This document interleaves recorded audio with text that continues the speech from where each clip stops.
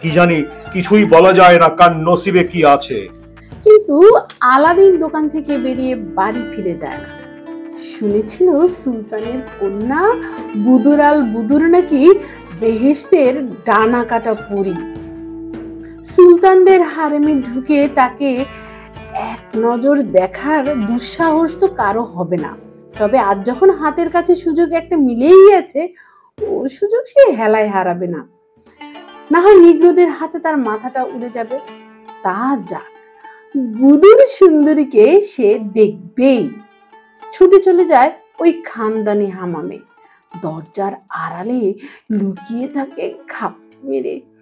একটু পরে সদল বলে শাহজাদির ডুলি এসে দাঁড়ায় হামামের সামনে। সশস্ত্র নিগ্রোর খোঁজারা দুই ধারে সারিবদ্ধ হয়ে দাঁড়ায়। ডুলি থেকে নামে শাহজাদি। হামামের ভেতরে ঢুকে সে বোরকার নাকাব খুলে ফেলে। আলাদিনের বুকের মধ্যে ধক করে জ্বলে উঠে এক ঝলক আগুন। এ কি দেখছে সে? এতদিন ধরে এই না দেখা সুন্দরীর অনেক সুন্দর মুখচ্ছবি সে মনের মুকুরে এঁকেছিল, কিন্তু আজ বাস্তবে যা প্রত্যক্ষ করলো তার তুলনা কোথায়? মানুষের কল্পনা এখানে পৌঁছতে পারে না।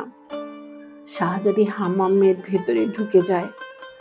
সবার অলক্ষ্যে টুক করে রাস্তায় বেরিয়ে পড়ে আলাদিন। তারপর সোজা চলে আসে বাড়িতে। আলাদিনের সমস্ত হৃদয়ে তুফান ওঠে।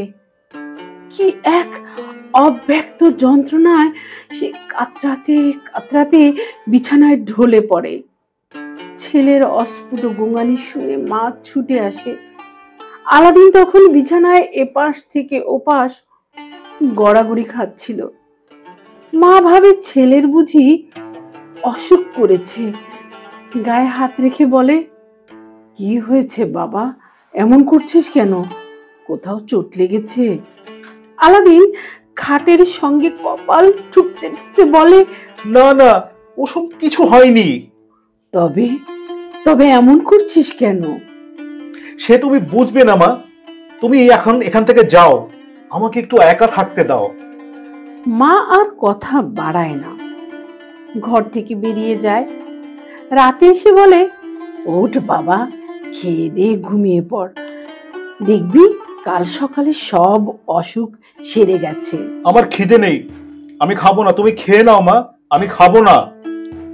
সে কি,